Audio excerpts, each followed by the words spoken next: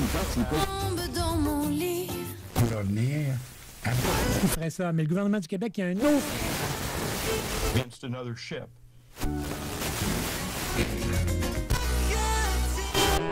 CKRL. Cultive tes goûts.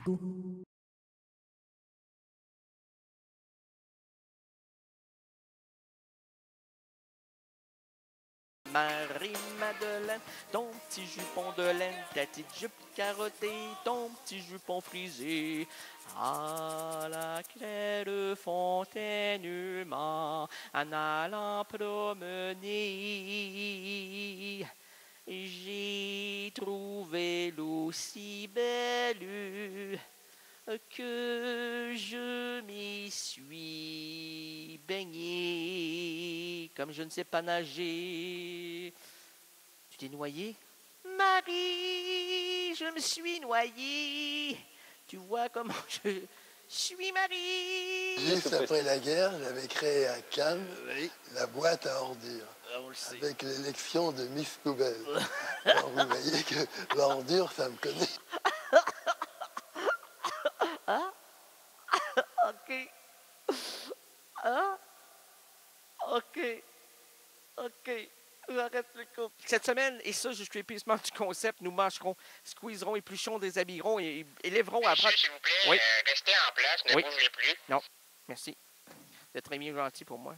Vous êtes très bien gentil. Trop bien gentil. C'est pas normal d'être d'une gentillesse aussi absurde.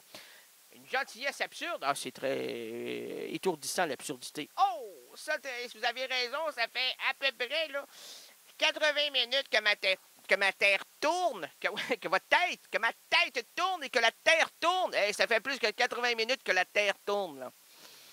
D'après moi, ça fait que vous avez combien? Excusez-moi, vous avez quel âge? J'ai 92 ans. 92 ans. 92 ans, plus une dent. Plus une dent. Une dent contre vous. Oh, il n'en reste qu'une seule. Oui, elle est contre vous. D'accord.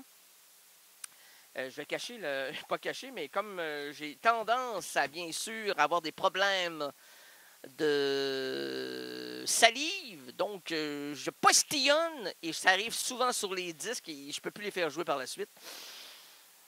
Quoi qu'il faut que je les lave, puis là, les laver, prendre mon bain avec un disque. Voilà. Véronique Sanson, il n'y a aucun problème. Prends ton lait, prendre mon bain avec Véronique Sanson.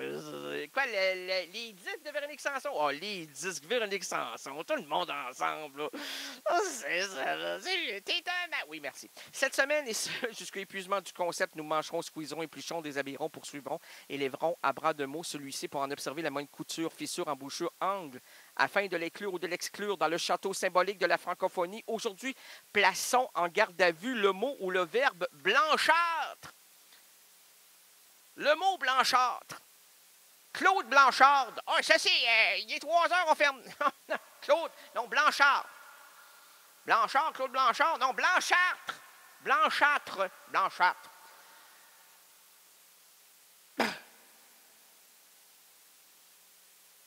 En 1953,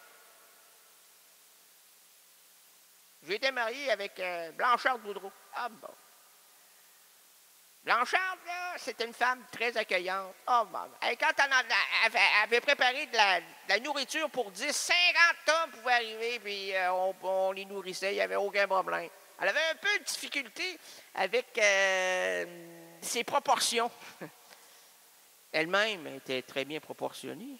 Mais pour ce qui est de ses mets, ça purjutait. Elle voulait pas... Je crois que c'était un manque de son côté. Un manque psychologiquement, là, si on étudie son cas, parce qu'on va le faire, on nous a dit d'effectuer tout son profil mental. Elle souffrait, notre blanchâtre, elle souffrait de quelque chose de très, très, très courant. C'est-à-dire le manque. Le manque de tout. Le manque d'amour, le manque de nourriture, le manque d'amis autour d'elle, le manque de personnes qui s'occupent d'en savoir davantage sur elle. Est-ce qu'elle va bien? Donc, elle était passablement troublée. Je suis un psychologue. Un très psychologue. Un très plus petit que ça, là. Moi, j'ai étudié la psychologie dans des grands livres de psychologie qui disaient comment sauver sa vie en 3 tombes, comment ressusciter en 2 tombes, puis comment faire sa tombe en un tombe. Oh, combien faire sa tombe? Oui, c'est très facile. Faire sa tombe, là, moi, je te conseille très fortement de couper un arbre. Je choisirais un chêne, moi, là. Un beau gros chêne. On nommera pas son nom, mais le plus gros chêne à Québec, il est sur les plaines d'Abraham. Il est sur les plaines. Tout ça a commencé sur les plaines d'Abraham. La chicane à poignée, t'as mangé ta volée. Hey, depuis ce temps-là, là, tu veux plus beaucoup travailler, même pas scier, mais si tu scies ce chêne-là, je te conseille fortement parce que tu aurais une place, même 2, pour finir tes jours. Hey, dans un beau chêne qui a contribué à la colonie du Québec, à la francophonie. On a été mangés, nous autres, là, par les Français. On a été mangés par les Anglais. On a été mangés par les Français, par les Anglais. On a été bouffés par n'importe qui, là, puis on s'est laissé avoir. Là.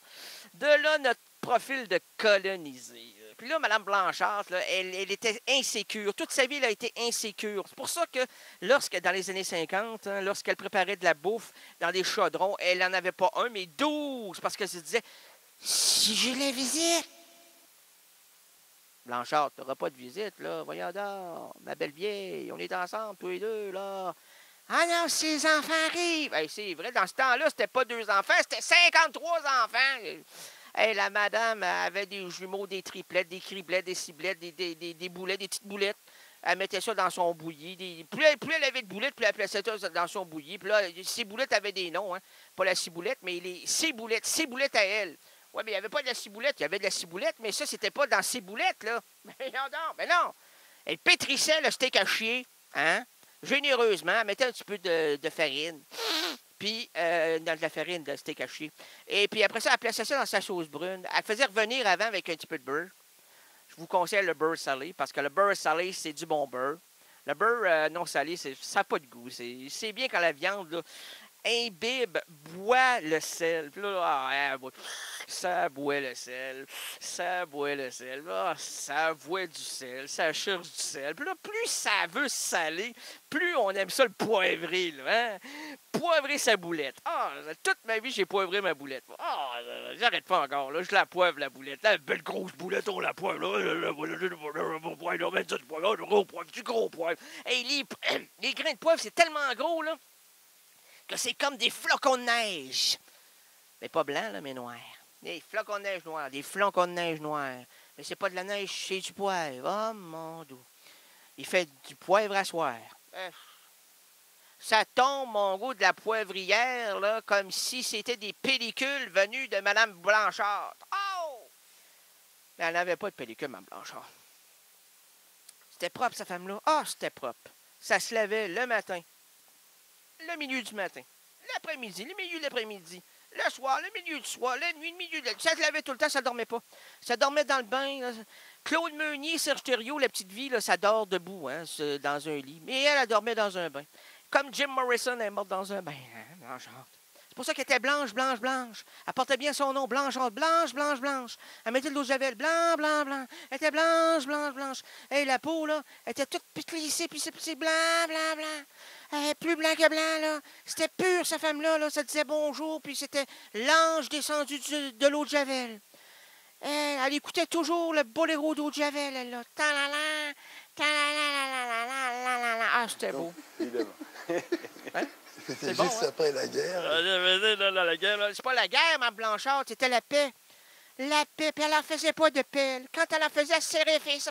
Oui, les fesses se serraient, puis elle devenait rouge un peu. Puis après ça, elle redevenait blanche. Puis là, elle se resserrait les fesses, elle redevenait rouge. Puis après ça, elle redevenait blanche. Ah, oh, Blanchard. Donc, évidemment. Blanchard. C'était juste après la guerre. Lâche-moi la guerre. Toi, elle faisait pas la guerre, elle. Non, les petits pets. Elle se refragnait les fesses. Elle devenait rouge. Après ça, elle redevenait blanche. Donc, évidemment. C'est bon. C'était juste après la guerre. Oui, c'est ça. Et on avait défilé sur la Croisette et il y avait un concours d'élégance avec une vieille voiture, des chiens galeux et on traînait des boîtes de conserve qui faisaient du bruit. Et c'était juste après la guerre. Et c'était là les premières provocations et les dernières pour moi. Mais monsieur a été, je crois, endormi par la guerre, parce qu'il dit la guerre souvent. Hein. Mme Blanchard, elle ne disait jamais la guerre, elle. Elle disait la paix, juste la paix, je veux la paix, laissez-moi la paix. Puis dans le château symbolique de la francophonie, nous plaçons aujourd'hui dans ce royaume Mme Blanchard.